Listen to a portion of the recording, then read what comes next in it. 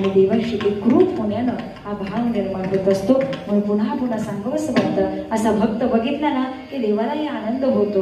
आणि तो आनंद अजून काय परिणाम करावा, देव भेटला, आयुष्याचं कल्याण झालं. तुका म्हणे धन्य झालो, आज विठ्ठला भेटलो का, देव पहावयासी गेलो, तेथे देवाची होऊन ठेलो. ही एका भक्ताची अवस्था आहे महाराज. आणि अशाच अवस्थेमध्ये तुम्हाला जीवन जगायचंय. आणि ही अवस्था ज्यावेळी प्राप्त होते ना, त्यावेळी महाराज डोळ्यातून अश्रू आल्याशिवाय राहत नाही. कंठी प्रेम दाटे, नैनी नीर लोटे, हृदयी प्रगटे राम रूप. ज्यावेळी या डोळ्यातून अश्रू येतात, देव आपल्यासा वाटू लागतो ना, त्यावेळी हृदयामध्ये राम रूप प्रकट होत असतं. आणि ही अवस्था एका साधकाची आहे. म्हणून महाराज त्या साधकाची अवस्था प्रकट करत असताना, समाजापुढे मांडत असताना तुकोबराय आजच्या अभंगाचं द्वितीय चरण सांगतात.